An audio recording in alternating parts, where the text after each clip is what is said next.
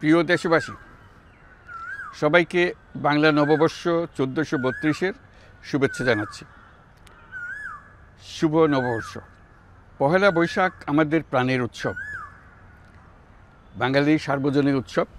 পুরো পৃথিবীতে যেখানে যেখানে বাঙালিরা আছেন, আজ আমাদের সবার আনন্দের দিন, বর্ষবরণের দিন। বাংলা সাল গণনা শুরু হয়েছিল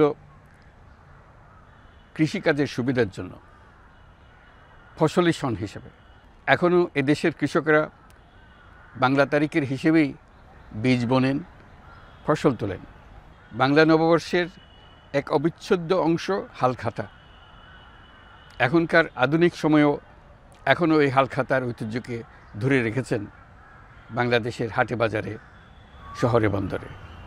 নববর্ষের বৈশাখী মেলায় বাংলাদেশের জেলায় জেলায় উদ্যোক্তারা সারা দেশে ঐতিহ্যবাহী শীতল পাটি, মাটির হাঁড়ি পাতিল, খেলনা, হাত পাখা ইত্যাদি তৈরি করে নিজেদের সৃজনশীলতাকে তুলে ধরেন এই দিনকে উপলক্ষ করে।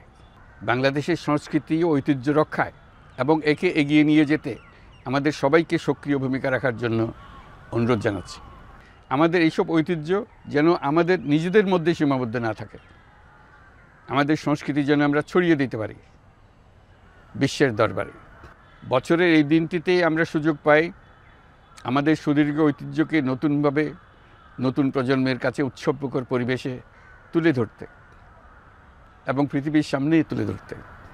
পাহাড় ও সমতলের বিভিন্ন জাতিগোষ্ঠীও চৈত্র সংক্রান্তি ও নববর্ষে এবার বড় পরিসরে উৎসব উদযাপন করছে। পহেলা বৈশাখ সম্প্রীতির দিন, মহামিলনের দিন, আজ সবাইকে আপন করে নেওয়ার দিন। এবারের নববর্ষ নতুন বাংলাদেশের প্রথম নববর্ষ। আসুন আমরা বিগত বছরগুলোর গ্লানি, দুঃখ, বেদনা, অসুন্দর ও অশুভকে ভুলে গিয়ে নতুন প্রত্যয়ে, নতুন উদ্যমে সামনের দিকে এগিয়ে চলি। চলুন নতুন বাংলাদেশ গড়ে তুলি। 24-এর গণ অভ্যুত্থান আমাদের সামনে বৈষম্যহীন বাংলাদেশ গড়ে তোলার সুযোগ এনে দিয়েছে। এই সুযোগ যেন আমরা না হারাই। বৈষম্যহীন বাংলাদেশ গড়াই হোক এবছর নববর্ষের আমাদের অঙ্গীকার। আমি নববর্ষের সকল আয়োজন ও উদ্যোগের সাফল্য কামনা করছি। নববর্ষ 1432 আমাদের সবার জন্য শুভদিনের সূচনা করুক। নববর্ষ আমাদের সকলের জন্য নতুন ও গভীর আনন্দের উন্মোচন করুক, এই কামনা করছি।